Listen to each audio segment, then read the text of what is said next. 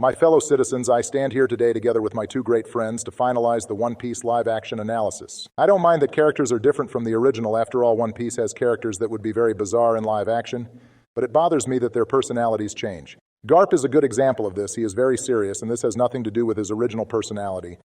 Making Garp a serious character was brilliant and extremely necessary for the following reason.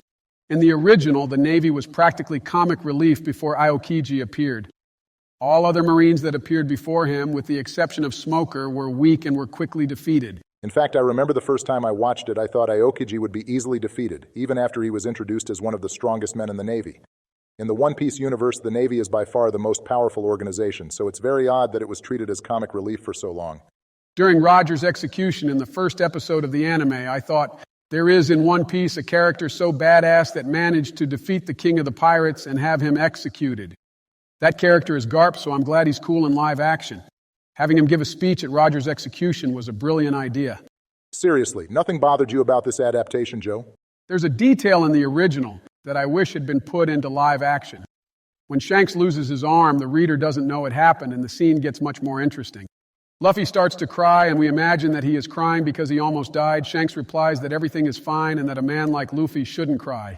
Only in the next scene is it shown that Shanks lost his arm, which is the reason for Luffy's crying, completely changing the meaning of those words and showing that Shanks didn't mind losing an arm to save Luffy's life. Exactly. That's why this live action shouldn't exist. Of course it should. This live action managed to make a version of One Piece that wasn't extremely ridiculous and slow. Shut up, Trump. For me, the character that best represents One Piece is Senor Pink. Senor Pink, are you serious? Seriously, he's a ridiculous character, a middle-aged man who dresses like a baby.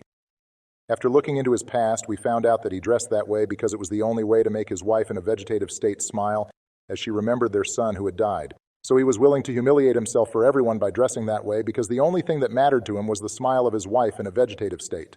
His story is wonderful and perfectly represents what One Piece is, a superficially bizarre universe, but with incredible depth. Both the original and the live action are good works. I see it as the same story being told differently. The scenes, dialogues, and characters have changed, but the essence has been conserved. What differentiates this from other live actions is that these producers know, respect, and like One Piece, so the changes don't make the work worse because they know the meaning and essence of the scenes and try to conserve what is important. In addition, Oda did a major revision job on the script. If the result of the live action was good, it is because the author ensured that this was a worthy adaptation of the greatest anime in history, One Piece.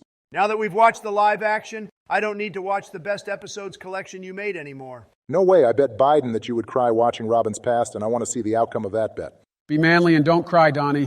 So we're going to end here. See you in the next video.